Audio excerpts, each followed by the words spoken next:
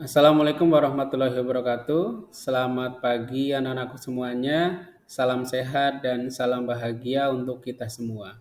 Berjumpa lagi dengan Pak Hari dalam pembelajaran sejarah. Nah, kali ini Pak Hari akan menjelaskan tentang perjuangan bangsa Indonesia dalam mempertahankan integrasi bangsa dan negara Republik Indonesia. Nah, hal-hal yang akan kita kaji ya atau akan kita bicarakan pada hari ini adalah terkait dengan peran dan nilai-nilai perjuangan tokoh nasional dan daerah yang berjuang mempertahankan keutuhan negara dan bangsa Indonesia pada masa 1945 sampai dengan 1965.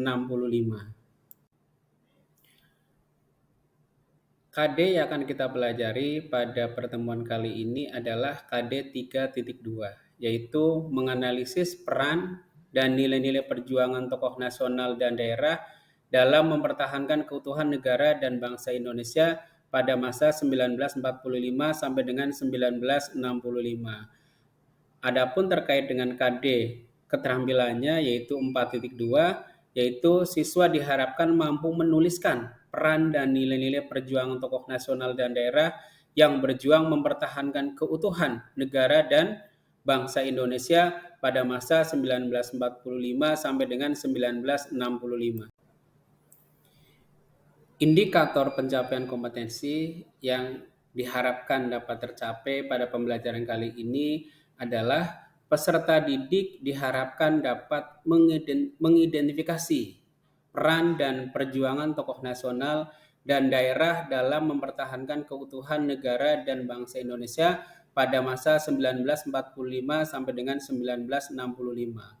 Dan pencapaian kompetensi yang kedua, diharapkan peserta didik itu dapat menganalisis nilai-nilai perjuangan tokoh nasional dan daerah dalam mempertahankan keutuhan negara dan bangsa Indonesia pada masa 1945 sampai dengan 1965. Jadi ada dua indikator pencapaian kompetensi yang harus kalian capai. Yang pertama adalah kalian harus dapat mengidentifikasi perannya, dan yang kedua adalah kalian harus dapat menganalisis nilai-nilai perjuangannya.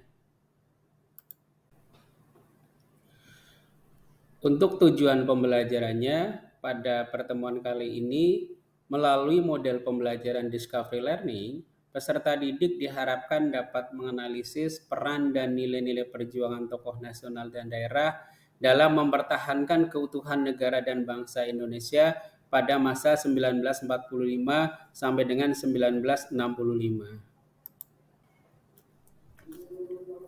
Nah, kalian perhatikan, Pak Hari menampilkan beberapa tokoh yang berjasa dalam proses integrasi bangsa. Nah, yang Pak Hari tampilkan di sini adalah tokoh-tokoh yang berasal dari Papua, atau yang kita kenal dengan pahlawan-pahlawan nasional yang berasal dari Papua.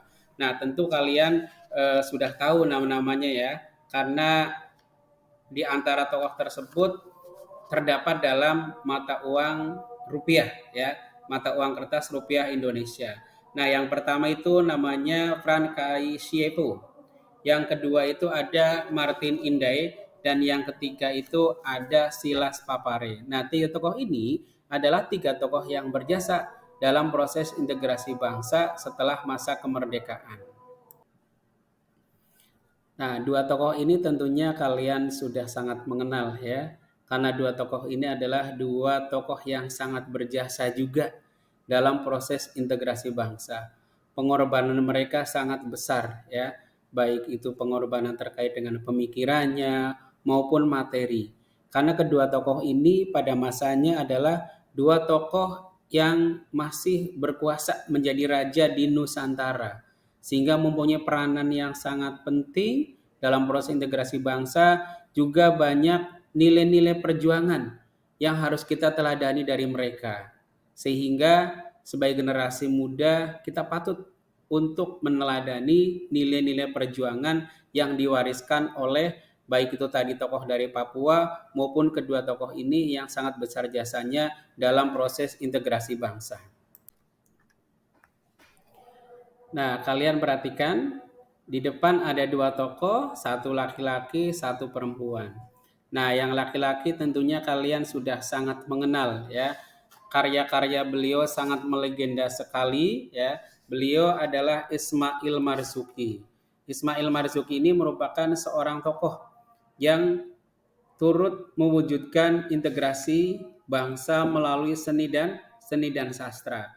Nah, sedangkan sebelahnya itu ada tokoh pejuang perempuan dari Palopo, namanya Opu Daeng Risaju. Nah, tokoh ini adalah tokoh yang sangat gigih berjuang dalam rangka proses integrasi bangsa. Nah, nanti kalian akan melihat peranan-peranan apa saja yang dilakukan oleh tokoh ini dan nilai-nilai apa saja yang harus kita teladani sebagai generasi muda. Nah, beberapa tokoh yang tadi Pak Hari tampilkan itu kita mengenalnya dengan sebutan pahlawan, ya, dengan sebutan pahlawan. Nah, yang perlu kalian harus tahu, ya, bahwa sampai dengan tahun 2017, pemerintah Republik Indonesia itu telah mengangkat 173 tokoh sebagai pahlawan nasional. Dan tentunya tidak semua orang dapat menyandang gelar pahlawan nasional. Orang yang dapat menyandang gelar pahlawan nasional tentunya adalah orang yang memiliki kriteria-kriteria tersendiri. Lalu orang seperti apa kira-kira yang dapat atau berhak menyandang gelar pahlawan? Nah, nanti kalian silahkan memberikan jawaban yang Pak Hari tanyakan terkait dengan orang seperti apa yang berhak untuk menyandang gelar pahlawan. Mengingat tidak semua orang itu bisa menyandang gelar pahlawan. Nah, mari kita simak bersama-sama terkait dengan apa saja sih yang dilakukan oleh Pran Kasisyevo dalam rangka proses integrasi bangsa. Nah, kalian bisa melihat ya, bisa menyimak apa yang Pak Hari jelaskan bahwa dalam konferensi meja bundar atau KMB kemudian memutuskan masalah Irian Barat diselesaikan 1 tahun setelah pengakuan kedaulatan Indonesia. Nah, akan tetapi Belanda tidak mau membahas kembali masalah Irian Barat. Belanda tetap berkuasa di Papua. Hal ini dikarenakan kekayaan alam yang dimiliki tanah Papua. Kemudian berbagai upaya dilakukan oleh bangsa Indonesia untuk mengembalikan Irian Barat ke pangkuan Ibu Pertiwi. Nah, disinilah kemudian perjuangan bangsa Indonesia mendapatkan bantuan dari putra-putra daerah Papua dalam rangka integrasi Papua ke dalam wilayah Indonesia. Nah, putra-putra Papua yang berperan dalam proses integrasi ke wilayah Indonesia itu antara lain ada Pran Kasyepo, kemudian ada Silas Papare, dan ada Martin Inday. Nah, yang harus kalian ketahui ya adalah Pran Kasyepo ini merupakan seorang tokoh yang mempopulerkan lagu Indonesia Raya di Papua pada saat menjelang Indonesia Merdeka. Dan Pran Kasyepo juga pada tanggal 10 Mei 1946 itu berperan dalam pendirian Partai Indonesia Merdeka atau yang kita kenal dengan PIM. Di sisi lain, Pran Kasyepo juga menjadi anggota delegasi Papua dalam konferensi Malino di Sulawesi Selatan, di mana ia sempat menyebut Papua dengan nama Irian, yang diambil dari bahasa Biak dan berarti daerah panas. Namun di sini ya kata Irian malah diberinya arti atau diartikan oleh Pran Kasyepo itu ikut Indonesia anti Nederland. Tindakan lain yang dilakukan oleh Pran Kasyepo adalah menentang pembentukan negara Indonesia Timur. Dan kemudian Pran Kasyepo juga ikut merancang dalam pemberontakan rakyat Biak melawan pemerintahan Belanda. Pran Kasyepo juga menolak untuk menjadi wakil delegasi Belanda dalam KMB. Selanjutnya, tindakan Pran Kasyepo dalam rangka proses integrasi bangsa adalah bahwa Pran Kasyepo berupaya agar penentuan pendapat rakyat Papua atau Perpera bisa dimenangkan oleh masyarakat yang ingin bergabung dengan Indonesia. Nah, selain Pran Kasyepo, Ada juga tokoh Papua yang bernama Martin Inde. Martin Inde ini juga seorang pahlawan nasional ya, karena Martin Inde juga sangat besar jasanya dalam proses integrasi bangsa. Sebelum Jepang masuk ke Indonesia, Martin Inde ini adalah seorang anggota polisi Hindia Belanda. Namun, jabatan tersebut bukan berarti melunturkan sikap nasionalismenya. Rasa nasionalisme Martin Inde justru semakin tumbuh, kemudian tatkala Martin Inde itu bertemu dan berinteraksi dengan tahanan politik Indonesia yang dibuang ke Papua oleh Belanda. Maka sejak tahun 1946, Martin Inde juga menjadi ketua Partai Indonesia Merdeka atau PIM. Kemudian Martin Inde juga memimpin sebuah aksi protes yang didukung delegasi 12 kepala suku terhadap keinginan Belanda yang ingin memisahkan Papua dari Indonesia. Martin Inde juga mulai terang-terangan menghimbau agar militer yang bukan orang Belanda melancarkan perlawanan terhadap Belanda. Martin Inde juga menyusun kekuatan gerilya sambil menunggu kedatangan tentara Indonesia yang akan diterjunkan ke Papua dalam rangka Operasi Trikora. Di samping itu, Martin Inde juga memperjuangkan masuknya Papua ke wilayah Indonesia di PBB hingga akhirnya Papua atau Irian benar-benar menjadi bagian dari Republik Indonesia. Nah, itu adalah hal-hal yang dilakukan oleh Martin Inde dalam rangka proses integrasi bangsa. Selain Martin Inde ya, dan juga Replan Kasyevo, ada tokoh lain yang jasanya sangat besar dalam rangka proses integrasi bangsa. Tokoh Papua ini adalah Silas Papare. Nah, Silas Papare ini merupakan seorang tokoh Papua yang membentuk Komite Indonesia Merdeka atau KIM, di mana tujuan daripada KIM adalah untuk menghimpun kekuatan dan mengatur gerak langkah perjuangan dalam membela dan mempertahankan proklamasi 17 Agustus 1945.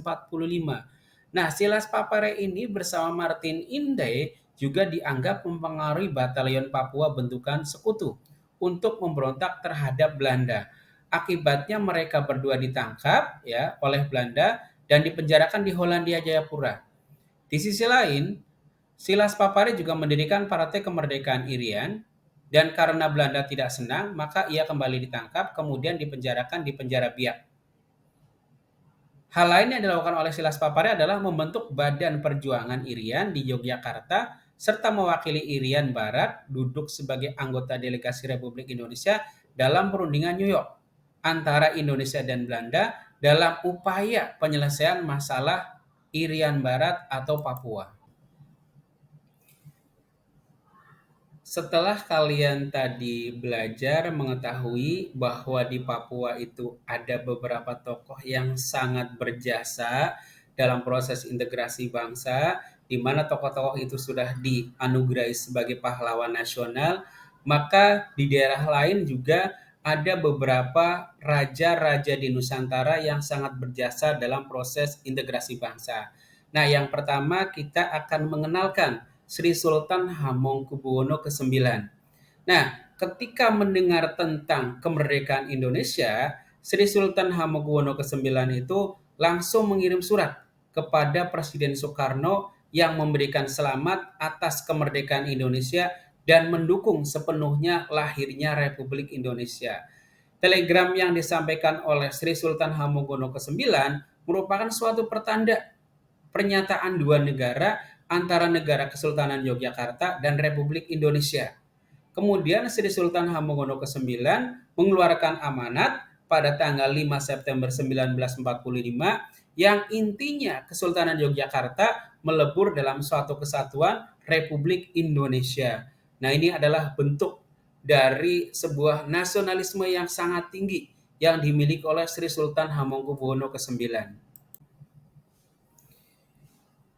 Nah, kita masih berbicara atau menjelaskan tentang hal-hal apa saja yang dilakukan oleh Sri Sultan Hamengkubuwono ke-9 dalam proses integrasi bangsa. Nah, di samping yang tadi sudah Pak Hari jelaskan, Sri Sultan Hamengkubuwono ke-9 juga menggabungkan Kesultanan Yogyakarta menjadi bagian dari Republik Indonesia yang baru saja diproklamasikan oleh Insinyur Soekarno. Sri Sultan Hamengkubuwono ke-9 dalam mempertahankan kemerdekaan dalam proses integrasi bangsa juga membantu Republik Indonesia untuk memindahkan ibu kota ke Yogyakarta. Hal ini dilakukan untuk menghindari konflik dengan Belanda di Yogyakarta. Kemudian Sultan juga memberikan berbagai fasilitas dan hartanya untuk berkorban mempertahankan Republik Indonesia. Di sisi lain, Sultan juga menolak kerjasama dengan Belanda selama agresi militer Belanda. Dan ketika Belanda menduduki Yogyakarta pada agresi militer Belanda II, Sultan Hamengkubuwono ke-9 lewat serangan umum yang dirancangnya berhasil membuktikan bahwa Republik Indonesia itu masih ada dan harus dilanjutkan dalam meja perundingan. Pada saat terjadi serangan umum 1 Maret 1949 yang dipimpin oleh Soeharto terhadap kedudukan Belanda di Yogyakarta, peran Sri Sultan Hamengkubuwono ke-9 juga sangat penting.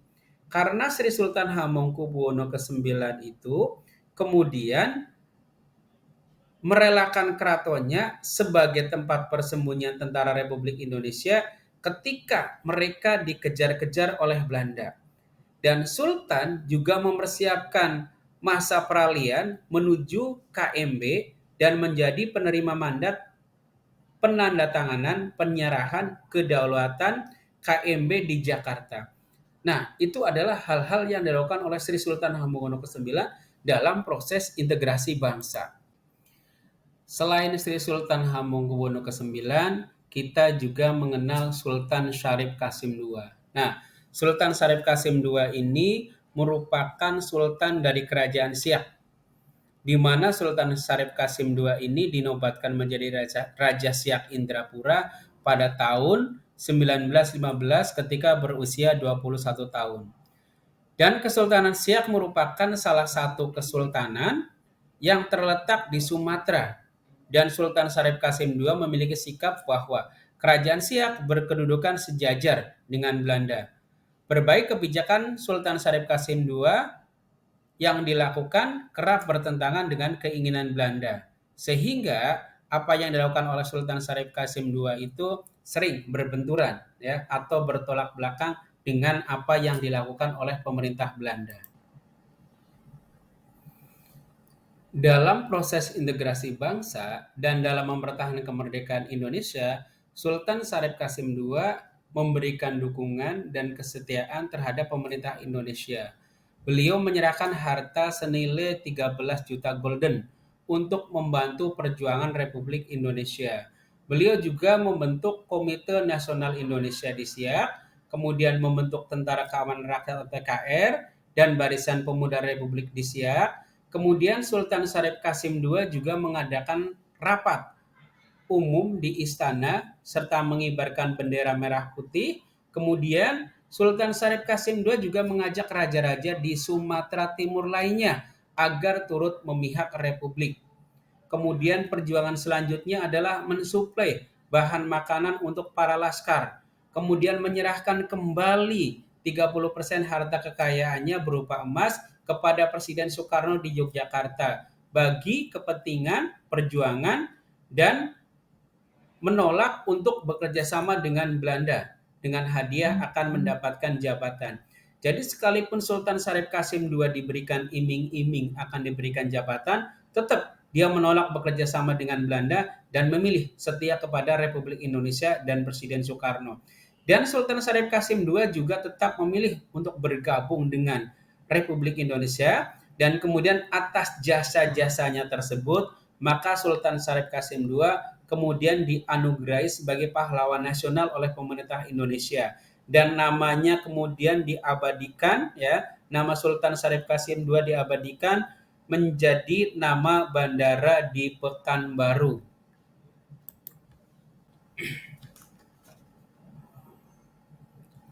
Setelah tadi kita sudah belajar terkait dengan raja-raja di Nusantara yang berperan dalam proses integrasi bangsa. Nah, sekarang kita akan memperkenalkan tentang seorang pejuang perempuan yang bernama Opu Daeng Risaju. Nah, dapat dijelaskan di sini bahwa Opu Daeng Risaju itu adalah seorang pahlawan perempuan yang berasal dari Palopo. Nah, Palopo adalah sebuah kota pelabuhan penting di Teluk Bone. Di kota ini pula berpusat kedatuan ya, Luwuk, kerajaan yang secara kultural dihormati di Sulawesi Selatan. Di kota ini Pamajah terlahir pada tahun 1880 sebagai anak dari Muhammad Abdullah Tobaseng dan Ompu Daeng Mawelu. Keluarga ini dianggap keluarga bangsawan. Seperti kebanyakan orang Islam, pada masanya Pamajah hanya belajar mengaji Al-Quran tanpa sekolah formal. Ia lantas menikah dengan Haji Muhammad Daud dan dikenal dengan nama Opu Daeng Risaju. Perkenalannya dengan Yahya, seorang tokoh Partai Sarekat Islam Indonesia atau PSII, membentuk Risaju mengerti politik pergerakan nasional. Ia kemudian menjadi anggota PSII sejak 1927 dan saat usianya sekitar 47 tahun, beliau menjadi anggota PSII cabang Parepare. Setelah pulang ke Palopo, beliau aktif mengkampanyekan cita-cita PSII wilayah Palopo dan mendirikan cabang PSII di Palopo pada tanggal 14 Januari 1930. Atas dasar tuduhan melakukan tindakan menghasut rakyat atau menyebarkan kebencian di kalangan rakyat untuk membangkang terhadap pemerintahan Belanda, maka kemudian Belanda menjatuhkan hukuman penjara kepada Opu Daeng Risaju selama 13 bulan. Kemudian hukuman penjara tersebut ternyata tidak membuat jerak bagi Opu Daeng Risaju. Setelah keluar dari penjara, Opu Daeng Risaju semakin aktif dalam menyebarkan PSII walaupun sudah mendapat tekanan yang sangat berat baik dari pihak kerajaan, pemerintah kolonial, tapi Opu Daeng Risaju tidak menghentikan aktivitasnya. Dan pada masa pendudukan Jepang, Opu Daeng Risaju tidak banyak melakukan kegiatan di PSII. Hal ini dikarenakan adanya larangan dari pemerintah pendudukan Jepang terhadap kegiatan politik organisasi pergerakan kebangsaan. Termasuk di dalamnya adalah aktivitas PSII. Kemudian Opu Daeng Risaju kembali aktif pada masa revolusi, di mana pada masa revolusi kemerdekaan setelah proklamasi, tentara Nika datang ke Sulawesi Selatan dan menimbulkan konflik bersenjata di Palopo dengan para pemuda pada tanggal 23 Januari 1946. Nah, yang pada akhirnya konflik itu merembet sampai ke Palopo, ya, sampai ke Belova, tempat Opu Daeng Risaju tinggal. Kemudian peran beliau dalam melawan terhadap kedatangan tentara Nika di Belova sangat besar. Karena Opu Daeng Risajulah yang kemudian membangkitkan dan memobilisasi para pemuda untuk melawan Nika. Karena perannya itulah, maka kemudian beliau sempat ditangkap dan disiksa oleh tentara Nika Belanda. Dan atas segala tindakan yang dilakukannya, kemudian Opu Daeng Risaju ditangkap dalam persembunyiannya, kemudian dia dibawa ke daerah Watampone dengan cara berjalan kaki sepanjang 40 km. Dan kemudian Opu Daeng Risaju ditahan di penjara Bone dalam 1 bulan tanpa diadili, kemudian dipindahkan ke penjara Sengkang, dan dari sini dibawa ke Bajo. Nah, selama di penjara, Opu Daeng kemudian mengalami penyiksaan yang kemudian berdampak pada pendengarannya. Dan ia menjadi tuli seumur hidup. Setelah pengakuan kedaulatan Republik Indonesia tahun 1949, Opu Daeng Risaju pindah ke Parepare mengikuti anaknya yaitu Haji Abdul Qadir Daud yang waktu itu bertugas di Parepare. Nah, sejak tahun 1950, kemudian Opu Daeng Risaju tidak aktif lagi di PSII. Ia hanya menjadi sesepuh dari organisasi itu.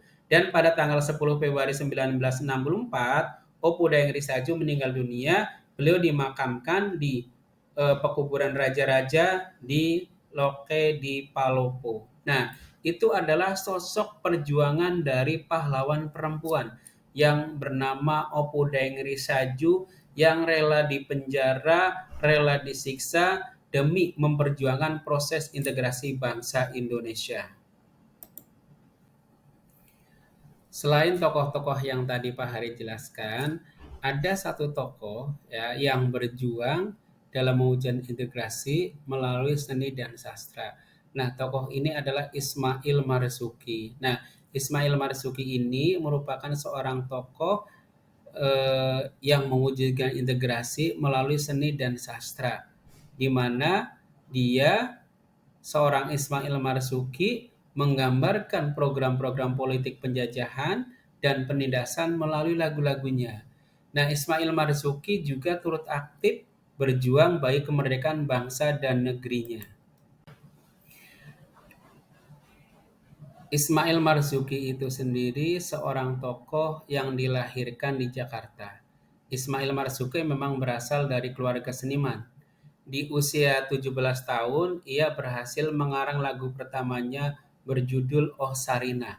Mungkin kalian belum pernah mendengar, tapi setelah kalian belajar ini, coba kalian cari dan tolong dengarkan lagu Oh Sarina, yaitu lagu pertama dari Ismail Marzuki. Kemudian tahun 1936, Ismail Marzuki itu masuk perkumpulan musik, kemudian berkesempatan mengisi siaran musik di radio. Pada saat inilah Ismail Marzuki mulai menjauhkan diri dari lagu-lagu barat untuk kemudian menciptakan lagu-lagu sendiri. Lagu-lagu yang diciptakan Ismail Marzuki itu sangat diwarnai oleh semangat kecintaannya terhadap tanah air. Latar belakang keluarga, pendidikan, dan pergaulannya lah yang menanamkan perasaan senasib dan sepenanggungan terhadap penderitaan bangsanya. Ketika Radio Republik Indonesia dikuasai oleh Belanda pada tahun 1947, Ismail Marzuki yang sebelumnya aktif dalam orkes radio, kemudian memutuskan keluar karena tidak mau bekerja sama dengan Belanda. Dan ketika RRI kembali diambil oleh Republik, baru kemudian Ismail Marzuki mau kembali bekerja di Radio Republik Indonesia. Dan karya-karya atau lagu-lagu Ismail Marzuki yang syarat dengan nilai-nilai perjuangan yang menggugah rasa kecintaan terhadap tanah air dan bangsa, antara lain mungkin kalian sudah pernah mendengar ya, di antaranya ada Rayuan Pulau Kelapa, kemudian ada Halo Halo Bandung, dan kemudian ada Halo Halo Bandung ya, yang diciptakan ketika terjadi peristiwa Bandung Lautan Api. Dan kemudian ada Selendang Sutra yang diciptakan saat revolusi kemerdekaan untuk membangkitkan semangat juang pada waktu itu. Dan ada lagi yaitu lagu Sepasang Mata Bola yang menggambarkan harapan rakyat untuk merdeka. Dan meskipun fisik yang tidak selalu sehat karena memiliki penyakit TBC, Ismail Marzuki tetap bersemangat untuk terus berjuang melalui seni. Hal inilah yang menunjukkan betapa rasa cinta ya pada tanah air begitu tertanam kuat dalam diri Ismail Marzuki. Nah, sikap dan perilaku serta teladan seperti inilah yang harus kita teladani sebagai seorang pelajar. Nah, untuk selanjutnya kita akan mempelajari tentang nilai-nilai perjuangan tokoh nasional dan daerah dalam mempertahankan keutuhan negara dan bangsa Indonesia pada masa 1945 sampai dengan 65. Nah, berarti yang akan kita pelajari adalah nilai-nilai perjuangan apa ya yang harus kita terapkan sebagai generasi muda terhadap perjuangan dan pengorbanan yang sudah dilakukan oleh tokoh-tokoh yang tadi kita bahas. Ada Sri Sultan Hamengkubuwono ke-9, ada Sultan Syarif Kasim II, kemudian ada Pran Kasyepo, Silas Papare, Martin Inday, kemudian Ismail Marzuki, dan ada Opu Daeng Risaju. Nah, melalui materi ini ya, kita akan belajar bersama tentang nilai-nilai perjuangan apa saja yang harus kita teladani sebagai seorang generasi, sebagai generasi muda ya dalam hal ini, dan juga sebagai seorang pelajar. Adapun nilai-nilai perjuangan tokoh nasional dan daerah dalam mempertahankan keutuhan negara dan bangsa Indonesia antara lain ada cinta tanah air ya, kemudian ada rela berkorban, kemudian ada persatuan dan kesatuan, kemudian ada saling menghargai dan ada tanggung jawab. Nah, itu adalah bagian dari nilai-nilai perjuangan yang harus kita teladani sebagai generasi bangsa terhadap perjuangan yang dilakukan oleh para pejuang-pejuang kita ya, baik itu Silas Papare, Martin Inde, Sri Sultan Hamengkubuwono ke-9 maupun Opu Daeng Risaju. Baik, yang pertama kita akan jelaskan apa sih yang dimaksud dengan cinta tanah air atau yang sering kita kenal dengan istilah patriotisme ya.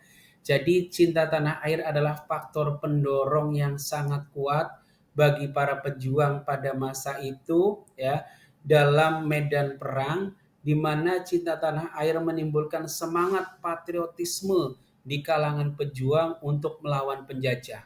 Sebagai perwujudan rasa cinta tanah air dan tumpah darah, maka muncul berbagai perlawanan di daerah-daerah dalam mempertahankan kemerdekaan.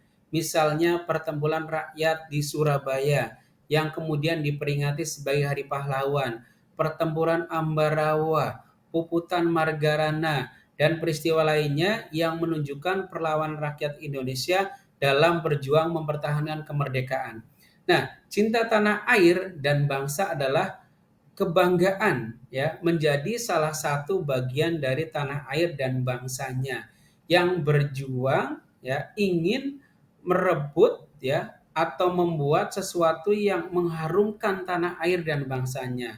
Nah, cinta tanah air dapat diartikan juga cara berpikir, bersikap, dan berbuat yang menunjukkan kesetiaan, kepedulian, dan penghargaan yang tinggi terhadap bahasa, lingkungan, ya, lingkungan fisik, sosial, budaya, ekonomi, dan politik bangsa, di mana semangat cinta tanah air dapat disebut juga dengan sebagai patriotisme, sedangkan rasa cinta terhadap bangsa dan negara dapat disebut sebagai nasionalisme.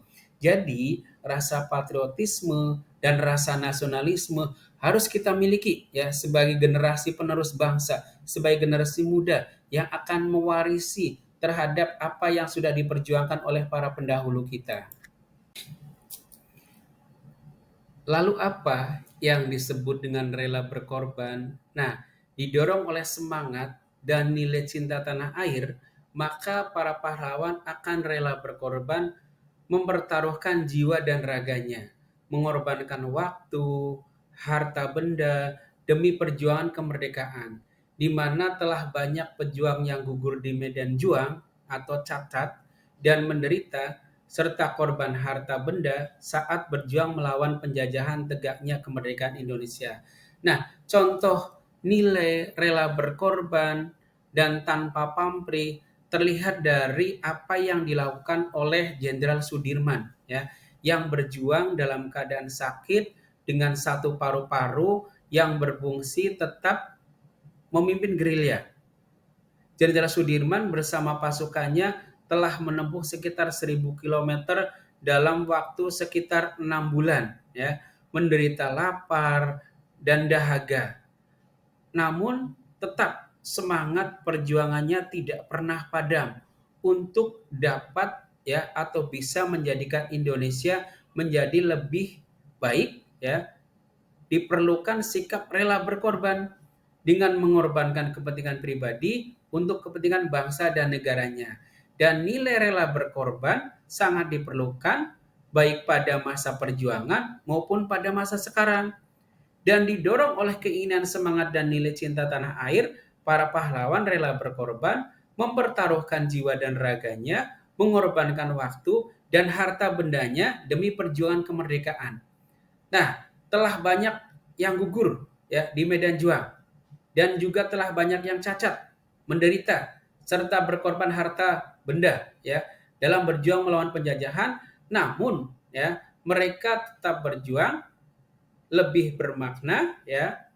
Mereka semakin melawan penjajah, semakin lebih bermakna apabila diimplementasikan dalam bentuk perbuatan. Selanjutnya, persatuan dan kesatuan. Nah, dalam perjuangan mempertahankan keutuhan bangsa dan negara Republik Indonesia, nilai persatuan dan kesatuan terlihat saat anggota TNI, ya, Kelaskaran dan rakyat bersatu melawan Jepang yang masih ada, serta melawan sekutu dan Belanda yang masih ingin menjajah Indonesia. Belanda yang berusaha menciptakan negara-negara bagian dan daerah-daerah otonom dalam negara federal sebagai upaya memecah belah bangsa Indonesia tidak berhasil, karena Indonesia setelah menjadi RIS kemudian kembali menjadi negara kesatuan Republik Indonesia. Karena negara bagian dalam RIS yang bergabung dengan Republik Indonesia dan menuntut Indonesia kembali ke negara kesatuan. Nah, atas dasar itulah maka persatuan dan kesatuan sangat diperlukan, baik itu pada masa perjuangan maupun pada masa sekarang. Dalam perjuangan, sikap saling menghargai sangatlah diperlukan, karena sikap pengertian dan saling menghargai dapat memupuk rasa persatuan dan menghindarkan dari perpecahan, sehingga timbul kekompakan, rasa kebersamaan, dan kerjasama, di mana nilai kejuangan berupa saling pengertian dan saling menghargai pada masa itu terlihat dari perjuangan kaum sipil yang lebih menekankan dengan cara diplomasi atau perundingan dengan cara damai, sedangkan kelompok militer menekankan strategi perjuangan bersenjata. Nah, sikap saling menghargai inilah yang kemudian membuktikan perjuangan diplomasi dan perjuangan bersenjata saling mendukung, karena kedua-duanya sangat diperlukan oleh bangsa Indonesia pada saat itu.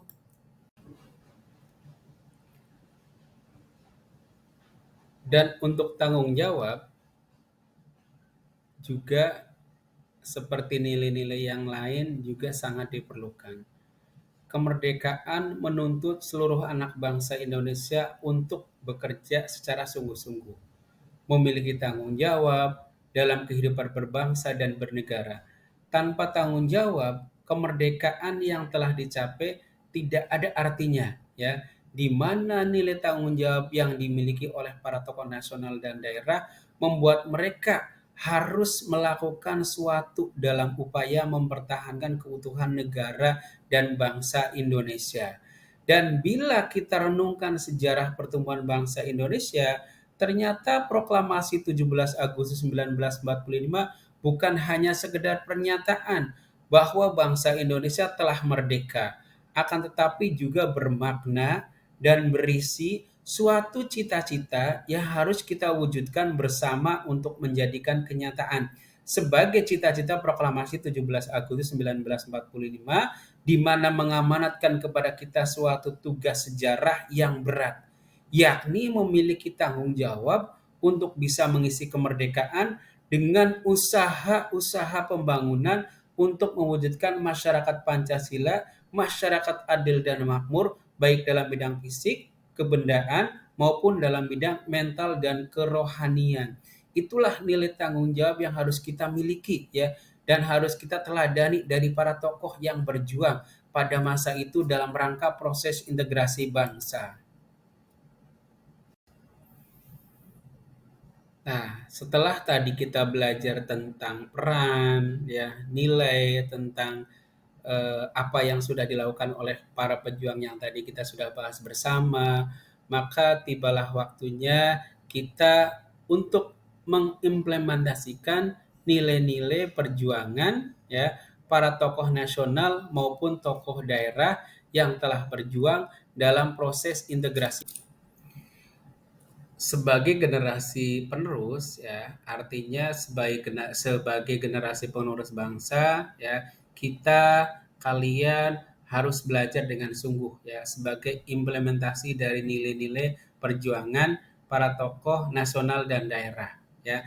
Jadi kita harus belajar dengan sungguh-sungguh agar dapat mengharumkan nama bangsa, menghargai satu sama lain, kemudian menciptakan lingkungan masyarakat yang aman dan damai serta sejahtera dan tidak berbuat kerusuhan.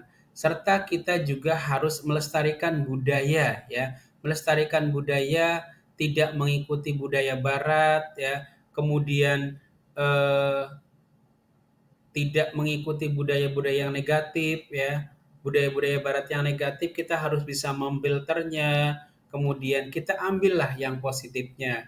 Kemudian kita juga harus mencontoh sikap dan perjuangan para pahlawan ya, seperti berani menegakkan kebenaran dan keadilan sehingga apa yang diwariskan kepada kita itu dapat kita jaga untuk mengimplementasikan nilai-nilai perjuangan yang harus kita laksanakan, kita praktekkan dalam kehidupan sehari-hari. Lalu sebagai warga negara, bagaimana kita mengimplementasikan nilai-nilai perjuangan yang sudah dicontohkan atau sudah diwariskan oleh para tokoh nasional dan daerah tadi. Nah, sebagai warga negara berarti ya, sebagai warga negara Indonesia, kita harus memiliki tanggung jawab yang sama dalam mengisi kemerdekaan sesuai dengan beban tugas, potensi dan kemampuan yang kita miliki. Kemudian sebagai siswa ya, tanggung jawab kita adalah mengisi kemerdekaan dengan giat belajar, tidak terlibat atau melibatkan diri dalam tindakan kriminal ya seperti narkoba, kemudian miras, tawuran antar kampung. Tapi kita harus saling bahu membahu ya, membuat apa eh, yang belum baik ya, belum positif kemudian menjadi baik dan kemudian menjadi positif, dan apa yang sudah baik agar bisa menjadi lebih baik lagi. Dan itu menjadi tanggung jawab kita bersama sebagai masyarakat maupun sebagai pelajar. Sehingga apa yang diwariskan oleh para pendahulu kita dapat kita jaga ya, dapat kita pertahankan seperti apa yang diamanatkan kepada kita sebagai generasi yang akan menjaga dan melestarikan keberlanjutan apa yang sudah diwariskan oleh mereka. Baik, terima kasih untuk semuanya ya. Kita pada sesi terakhir ya, kita tadi sudah menjelaskan semuanya terkait dengan peran dan nilai yang harus kita teladani yang dilakukan oleh para pejuang kita, oleh para pahlawan kita dalam proses integrasi bangsa. Nah, ada pesan buat kalian lewat pantun, yaitu mengejar cita-cita jangan menyerah. Teruslah dikejar agar terlaksana. Marilah kita belajar sejarah agar menjadi orang yang bijaksana. Nah, terima kasih atas segala perhatiannya. Selamat pagi. Assalamualaikum warahmatullahi wabarakatuh.